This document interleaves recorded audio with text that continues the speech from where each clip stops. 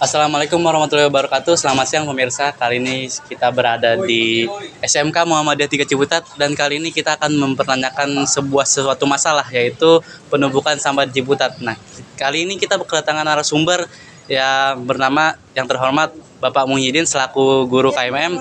So, kita bakal simak videonya.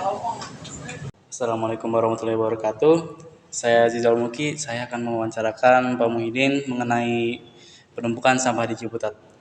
Soalan pertama, apakah Bapak tahu penyebab penumpukan sampah di daerah Ciputat? Oke, Waalaikumsalam warahmatullahi wabarakatuh. Terima kasih untuk kelas 11 BP 1, Siso dan teman-temannya, Imam juga.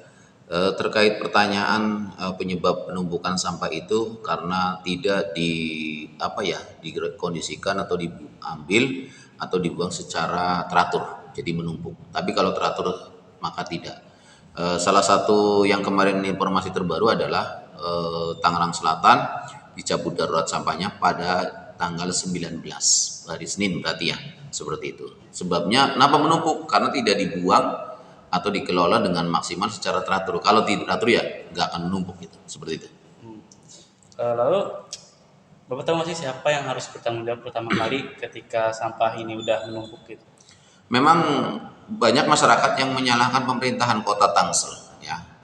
Namun ini bukan masalah siapa yang paling bertanggung jawab, adalah bertanggung jawab sama, semua punya tanggung jawab karena sampah itu kan dari masyarakat, otomatis yang bertanggung jawab ya masyarakat. Tinggal bagaimana cara pembuangannya. Kadang-kadang kan kita main buang aja.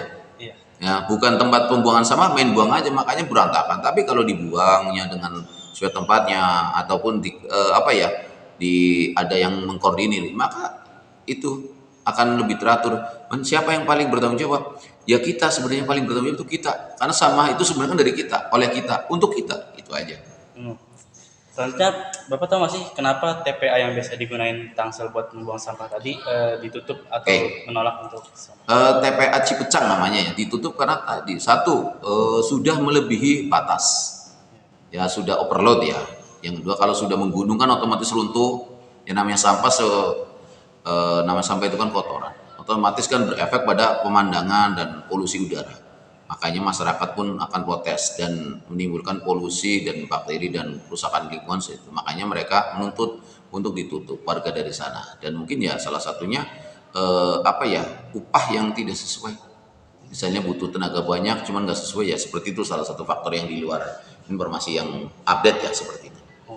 Selanjutnya, bagaimana cara pemerintah untuk mengatasi atas dari tadi TPA yang ditutup?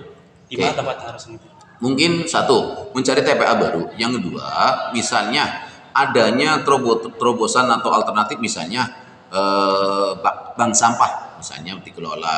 Tapi perlu program yang bagus dan perlu sosialisasi. Jadi masyarakat itu perlu penyuluhan-penyuluhan terkait bagaimana pengelolaan sampah, mana yang masih bisa digunakan, terus bagaimana ini cara dikelolanya supaya tidak menjadi sampah yang numpuk nanti terjadi. Cuma saya juga heran kok sampah di pasar ya, Ciputat, Jombang ataupun Cimbang, masa ya sampah ada kasurnya. Sebenarnya itu kan sampah rumah tangga, bukan sama pasar gitu.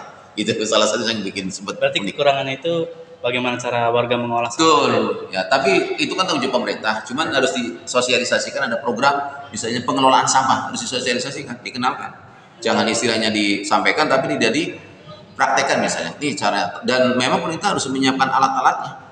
Jadi harus dibiayai. Dibiayai juga, misalnya sampah harus dihancurkan ya. Nanti dicarikan bentuk lainnya, harus disiapkan alatnya. Apa per RW atau per titik ya, itu bisa.